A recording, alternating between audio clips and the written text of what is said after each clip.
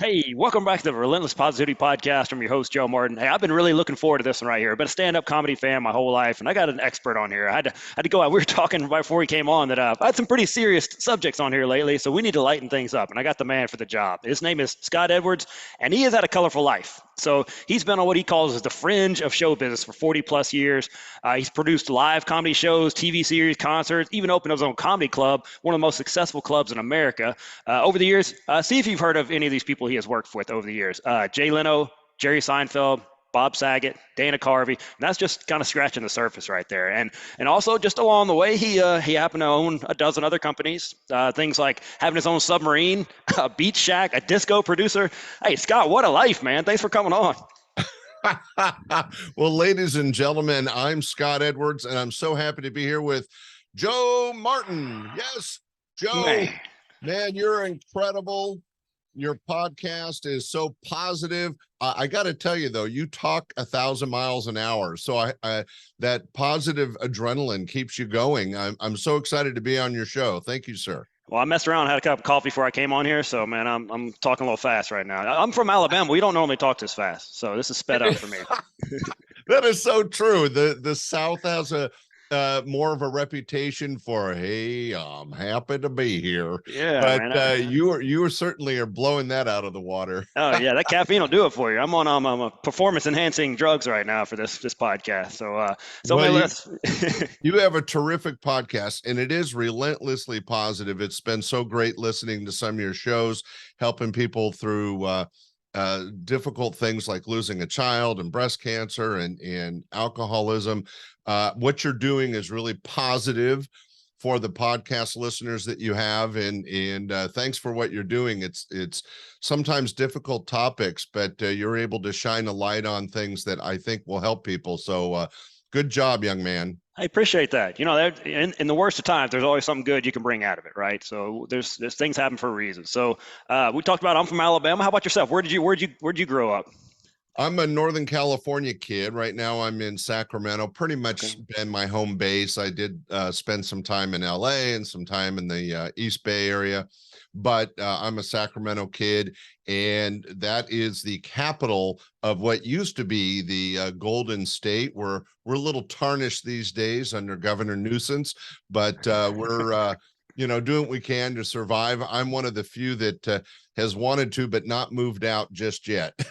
Yeah, I've had some friends over there that own gyms out that way, and they've had some rough times, but they're Yeah. persevering. So Well, no, definitely you have to stay strong and stay positive, right? there you go. It's a theme, right? So what kind of kid were you? What were you into growing up? Um, it was kind of funny. I was a bit of a nerd, bit of a quiet kid. I in high school, the center page of our yearbook was me with a gun to my head as it was going off. Not one of your social guys that everybody connected with, but I've always been, and I don't know if I was forced into it. I started working when I was 15 and started my first company at age 17, a small construction company, had that for a few years. And by the way, it's still operating today with one of my partners. And then after that, I opened up a portable disco operation. Yes, everybody, I'm old disco. I have the shirts and the pants. But I used to be a bouncer and DJ, and I started a company called Sounds Good Music, and we put equipment into restaurants like Steak and Ale and in other places when disco was hot. This was back in the late 70s, mid 70s. That company is still going today, so that's kind of cool. And then at age 24, I was inspired by a vacation. I was selling life insurance and pretty miserable in life. And I was on vacation with my then girlfriend, soon to be wife, soon to be ex-wife.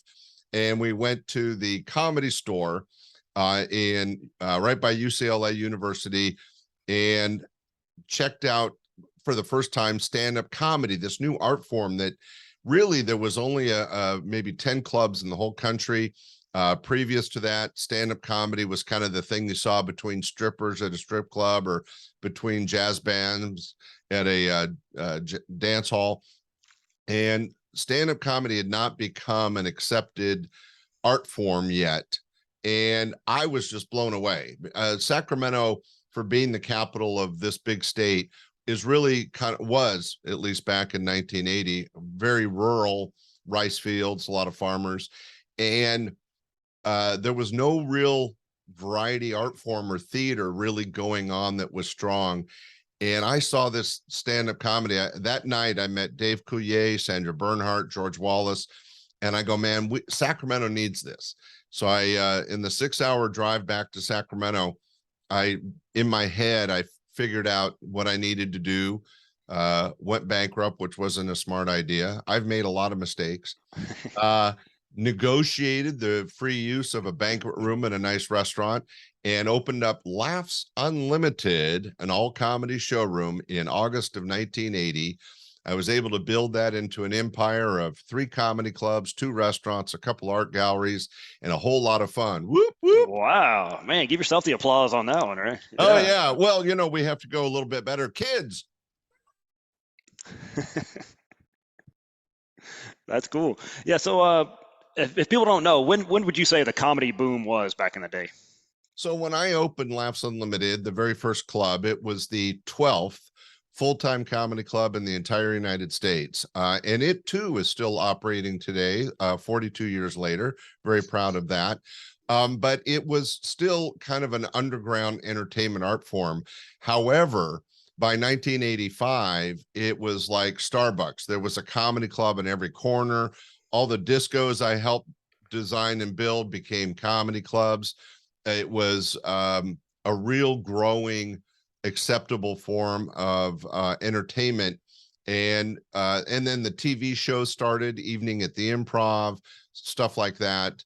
And stand-up comedy has been a strong bastion for not only entertainment, but free speech ever since. Right. Yeah. It's more important now than ever, right? So there's been tons of comedy clubs come and go. The ones you're involved in are still around. So I'm sure people are like, well, what's the big deal? Just, get you a stage, get some funny people up there, and let's go. So what's the secret sauce behind what makes a comedy club successful? Well, what's interesting about opening a comedy club, Joe, is that it's not just a comedy club. All of them serve food, so you're a restaurant. You have to serve drinks, so you're a bar. So I had to learn how to run a restaurant, run a bar, and provide nightly entertainment. And what I would recommend to anybody out there that are thinking about becoming an entrepreneur, there's no reason to recreate the wheel. So before I opened the club, just like my construction company and my music company, I spoke to people in the industry and I picked their brain. People love to talk about their successes and their tragedies. And so before I opened the comedy club, I spoke to other club owners. I spoke to a lot of comics. People like Bob Saget, Dave Coulier, Gary Shandling, George Wallace, all gave me advice that helped me. That was like the foundation of my comedy club. In fact, in August of 1980, my very first opening act, he got paid $150 for a whole week worth of work. It was his first gig out of Phoenix, Arizona, was Gary Shandling. Wow. If you're like 18 years old and you're listening to this, Google Gary Shandling. He's a legend, in case you haven't heard of him. He's done movies, television. He had the Larry Sanders Show, the Gary Shandling Show. Sadly, he's passed on, but he was co-host on the Tonight Show. I mean, he did it all.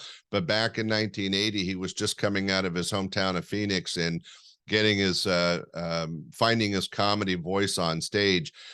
Somebody else that maybe your audience has heard of, in 1981, there was a TV show called Bosom Buddies. You'll have to Google this, but the star of that show had to do a comedy set, and he didn't know what he was doing. So a good friend of mine and a good friend of his, Mr. Bob Saget, brought him to my club, and he worked for a whole week learning what it was like to be a stand-up comic. Bob helped him on the writing of the material.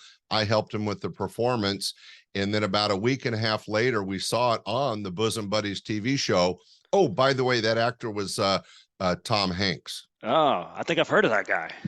Yeah, man, how cool is that he meant that role meant that much to him, that he would go so in depth. So not many people would do that, right? Stand-up comedy is not easy.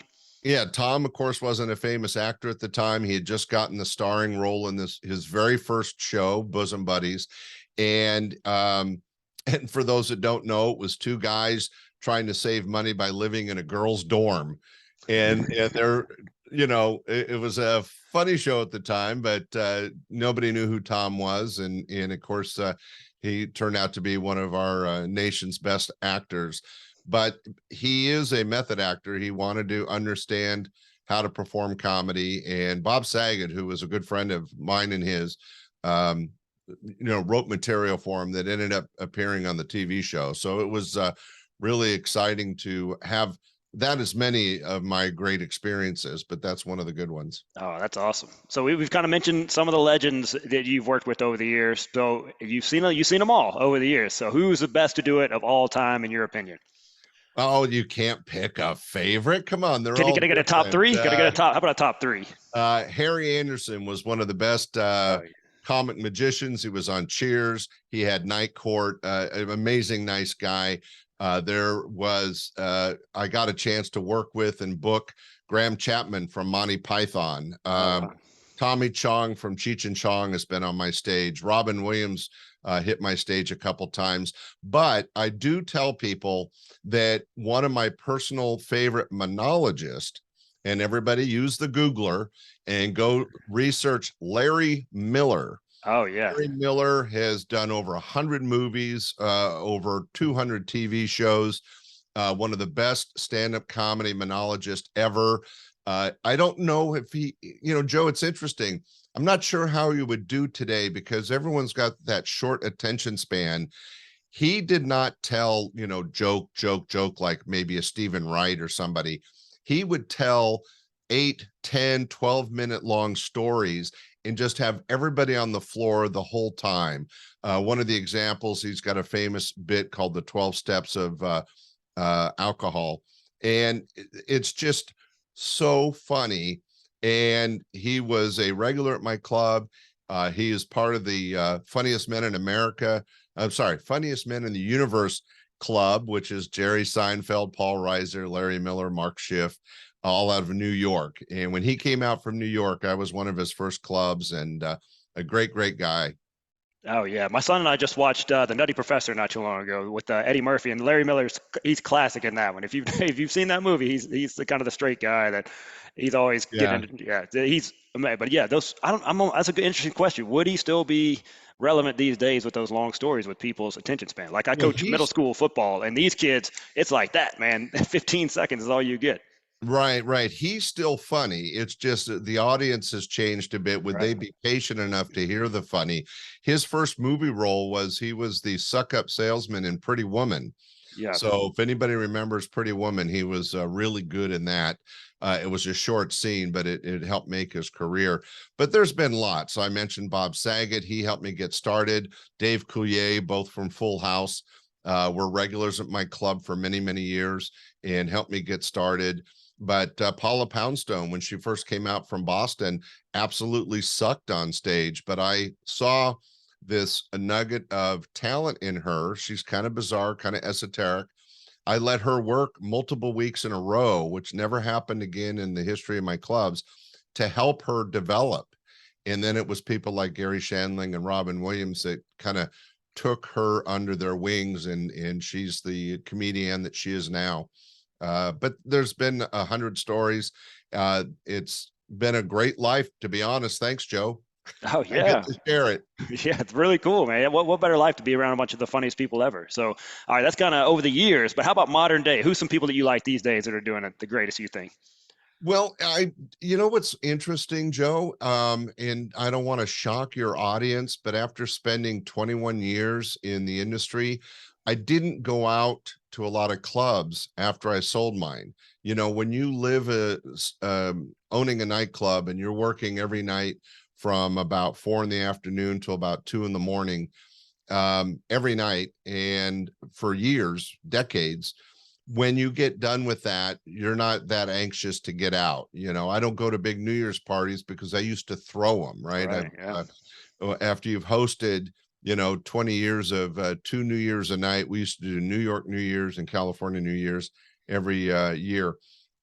So I don't go out at New Year's. I haven't been to a lot of comedy clubs there, so I can't really share any of my personal favorites.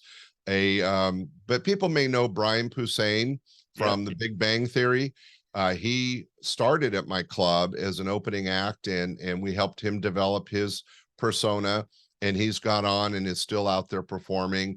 Um, my podcast, Stand Up Comedy, your host and MC, is a celebration of my 40 plus years in the business, but it is focused on the people that were caught that wave of stand-up comedy. But anyway, so sadly, I don't have a good answer for you. Hey, we'll just go with Brian Posehn. That's a good one. That's good enough for me. That guy's hilarious. So Yeah, he's a great guy. But Carlos Alazraqui, who got his start at my club, went on to Reno 911, the TV show, and now the movies. He's a voice actor and has done a lot of animation, and he was the original Taco Bell Chihuahua dog. There's a lot of guys that are still out working. And what's great is a lot of the guys that work for me, Jay Leno, Jerry Seinfeld, Ray Romano, they love stand-up comedy so much. They're still out touring. They're still out performing. Just like Bob Saget, sadly, before he passed unexpectedly, he was on the road. He was doing concerts.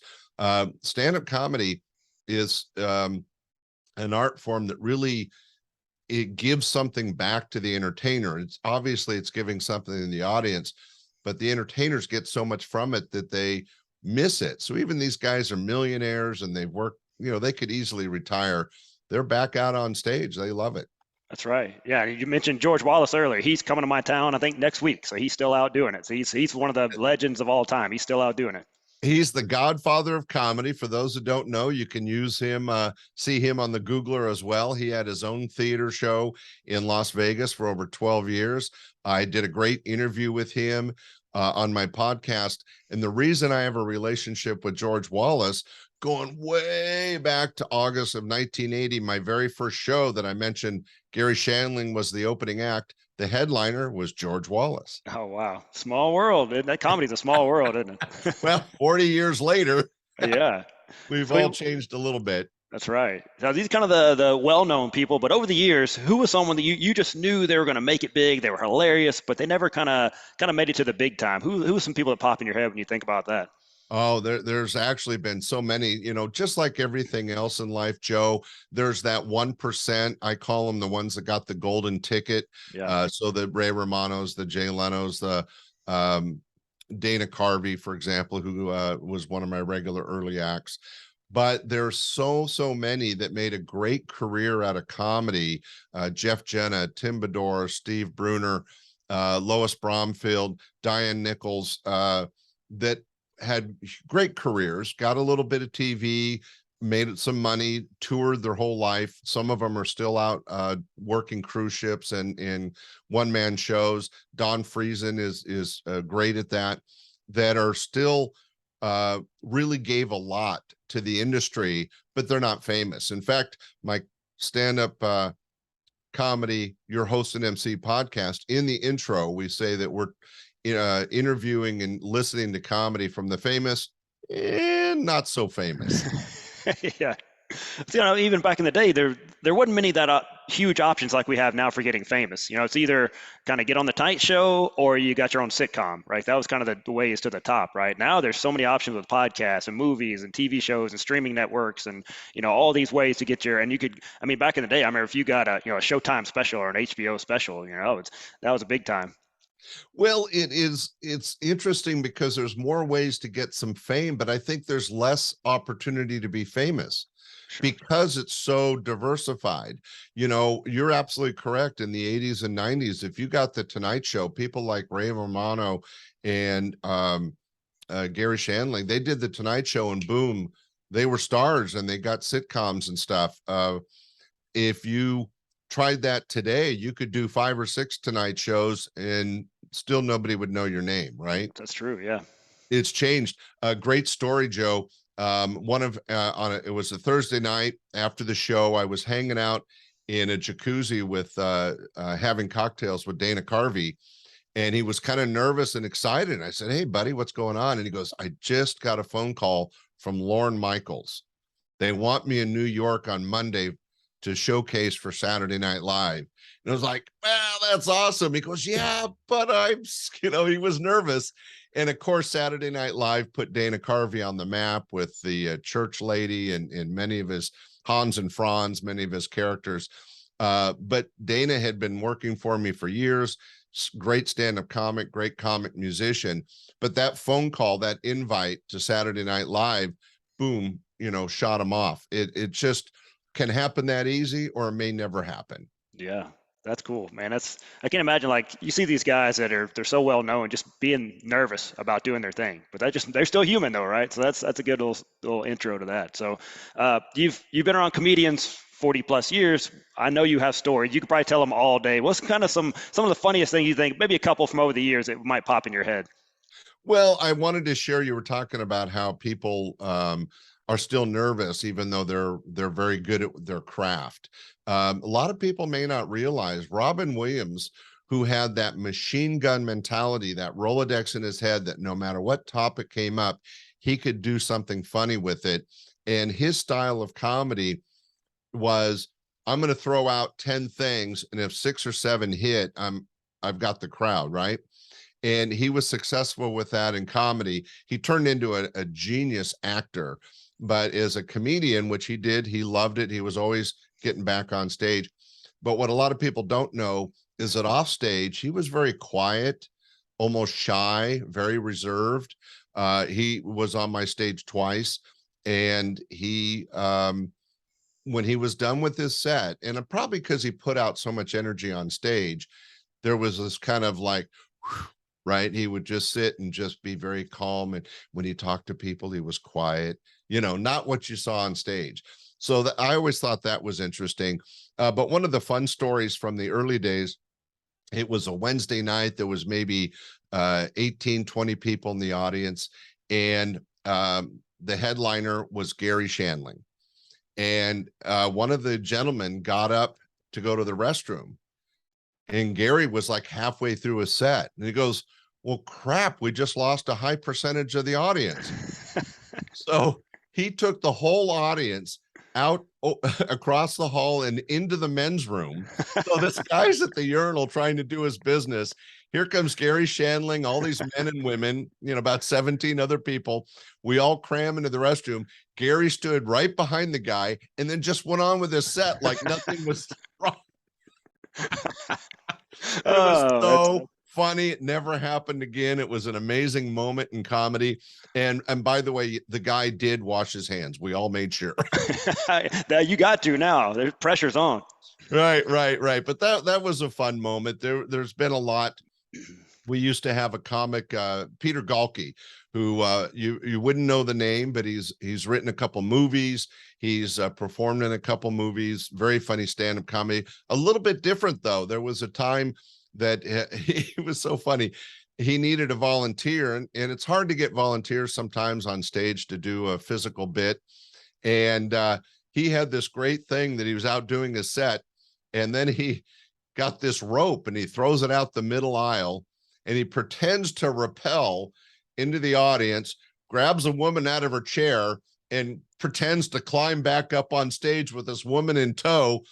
Well, he had a volunteer. So you never know what you're going to get in a comedy club. Oh, that's amazing. So yeah, you talk about Robin Williams being an actor. So if you've never seen him in Popeye, his finest hour was Popeye. If you've never seen that, shout out to my friend Willie Tilley. So my friend Willie Tilley, he was in the Navy, and he got a chance to meet Robin Williams, and he joined the Navy because of Popeye. So he got to tell Robin Williams, tell him to his face, I joined the Navy because of you, because of Popeye. And he did 24 years, got out, very high rank out of the Navy. So, well, Willie, thanks for your service. Absolutely, yeah. So he loves that movie. He'll force you to watch it if you ever sit down with him. So yeah, Robin was a great actor. So that was just one of his little pieces. There's some singing in there, there's a lot of winking in there. So it's a heck of a role. So hey, I know we all know that guy that says the funny at work guy, so to speak. That hey, I'm funny. I could do stand up. What's the difference between the funny at work guy and a real working comedian? Well, Joe, that's a great question, and thank you for asking it. First off, it's great to be a strong personality. You want to, it's good to engage with your family or your coworkers and be able to be upbeat, bring some positivity to the atmosphere, the aura of whatever you're dealing with. And comedy is certainly an easy, great way to do it. But I think that it's important that people realize there's a huge difference between entertaining people at work or your family and then some paid strangers in a comedy club. So I recommend anybody and everybody to try stand-up comedy once or twice. You're probably going to bomb. Don't worry about it. It's a great feeling, and you get over stage fright, which is a real thing. It helps teach you something about yourself. You should try to write your own material, talk about yourself, maybe be a little self-deprecating and talk about your family or where you live. And you only need 2 or 3 minutes. That's a long time on stage, but everybody should try it.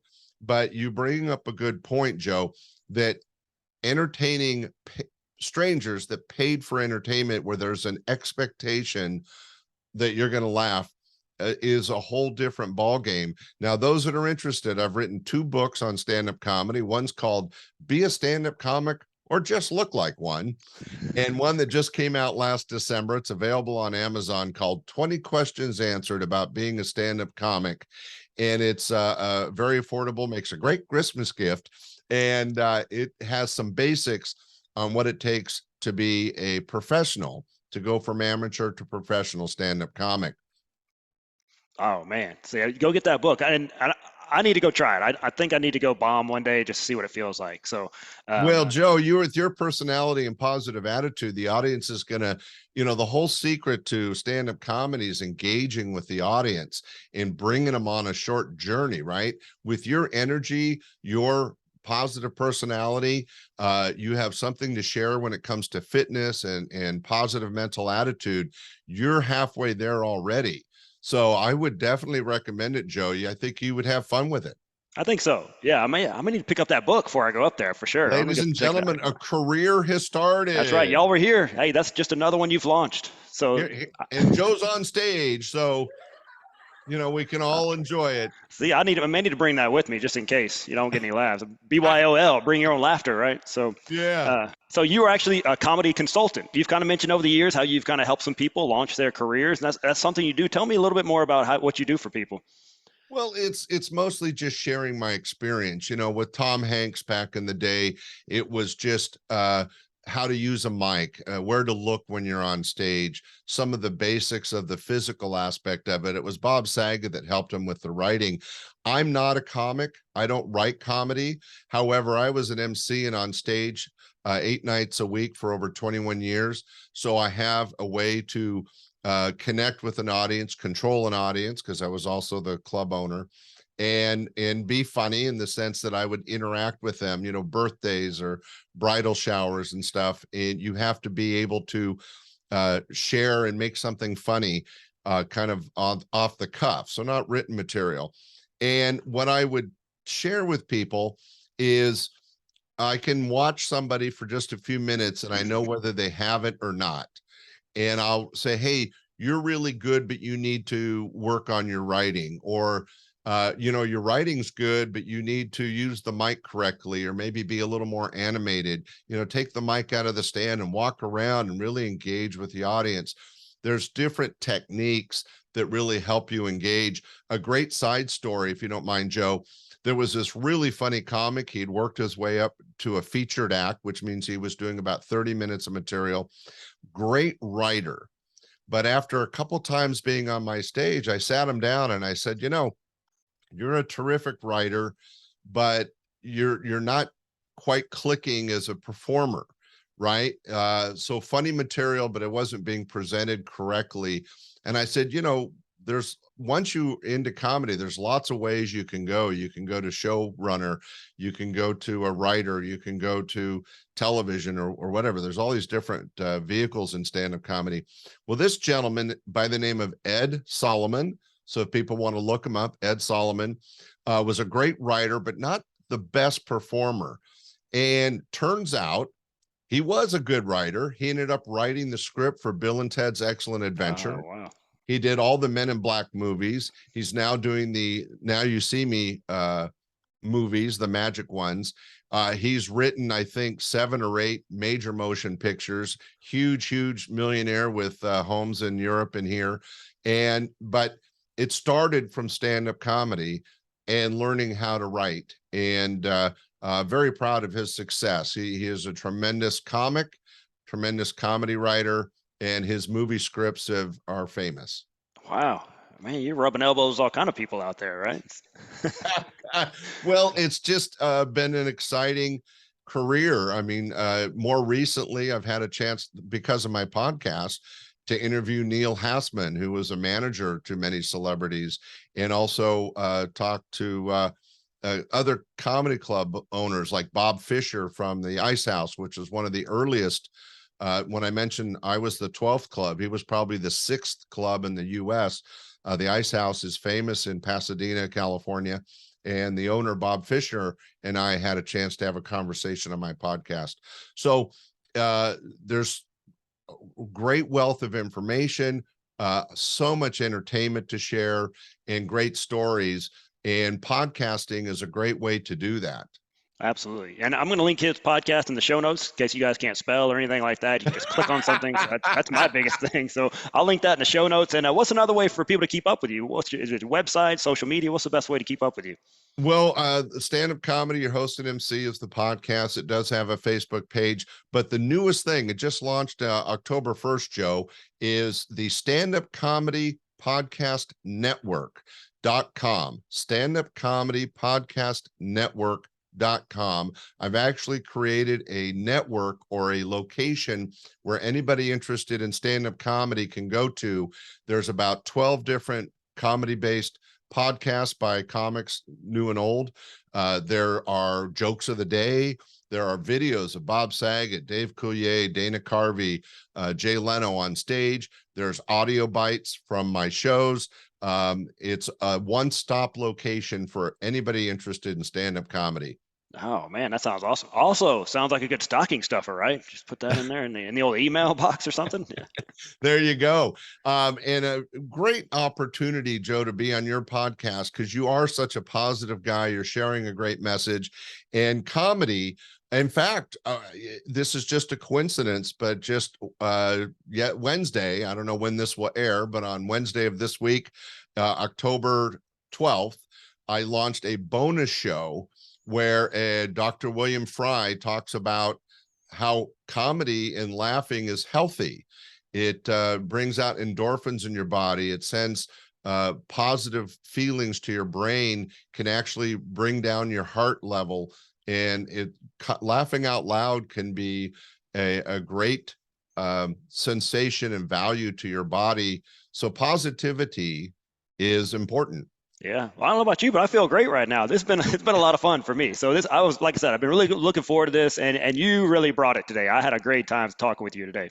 Well, we'll have to do it again, because we'd even get to the submarine, the Hawaiian Beach Shack, and all the other fun things. But yeah, comedy is my base. And Joe, it's been so fun sharing these stories with you and your listeners. Oh, well, thank you so much for coming on. We're definitely going to have you back, because man, this flew by, and I have so many more questions, but I want to be respectful of people's time. So hey, I'm going to link all that stuff in show notes, and you just keep up the great work. Keep people laughing and keep people engaged in the comedy world.